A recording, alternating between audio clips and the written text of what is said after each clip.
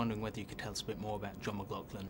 They should have a medical book on McLaughlin. His ability to withstand pain astounds me. I think the movie, of course, doesn't show the horror, the complete horror of anything like this, because he was probably screaming for much of those 24 hours, and I don't think the audience would have stood for it.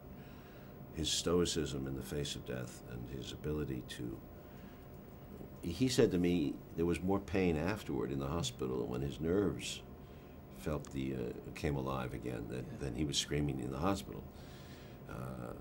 He didn't break. He lasted 22 hours in there. And I think the hardest part was when they pulled Will out after 14 hours, that he had another 7.5 hours to go. And in the movie terms, that was very difficult because audiences are given to the convention of, if there's the rescuers, it's over. It's not over. The rescue is extremely complicated. And they got Will out first. That took 3 hours. But then they had 7.5 hours to get John out. So he almost died there. That's astonishing. In Oliver Stone's America, that wonderful little documentary you made, you talk about Stephen Ambrose and how, actually in the book as well, talk about how he's never met a warrior he didn't love. How does the peacetime hero differ from the wartime hero? There are many heroes in life. Yeah. I think teachers, doctors, people who help other people, engineers, people who make good movies that help people. I mean, it's in life. It's always it's sometimes drudgery, but it's the everyday, it's the mundane, it's the heroic. The irony of the thing is the heroes are sometimes antisocial because they do things that are, let's say, extraordinary, but sometimes they don't.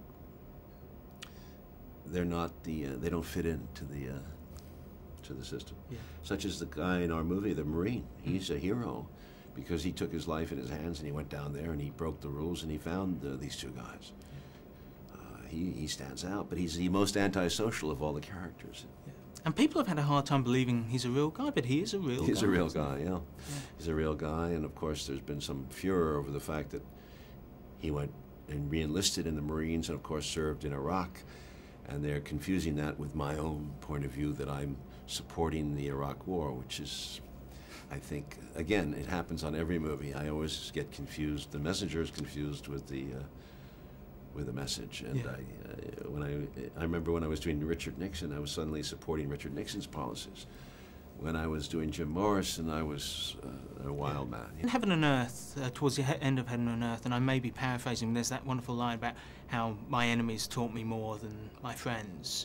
Do you think the current situation there's a relevance to that line as regards today? Well, Heaven and Earth was was influenced by Buddhism, and Layli Haislip was Buddhist and introduced me to that. And I think that your enemies, in a sense, by being the obstacle in your life, the biggest obstacles and the strongest annoyances that they put the most pressure on you, and that as a result of that, you either resist and fight, or you go with, and by going with it, actually, your enemy vanishes. In some ways, now this is very abstract, and of course, in a situation where Al Qaeda does blow up these buildings, you have definitely an enemy that is ruthless, and I don't think the Buddhist response is the right response with Al Qaeda. You know, Buddhism is an Eastern religion, and I believe in it very much, very deeply. It's as close to anything satisfying and spiritual that I have found. Yeah. But it's melding the East and the West is very difficult. Yeah. Because, but I have to say, the Buddhists are not whole pacifists either. They believe highly in nonviolence, but the Dalai Lama has written very clearly that violence, when necessary, has to be done quickly, ruthlessly. To kill someone who is about to hurt other people is justifiable. Also, you're helping his karma. Yeah.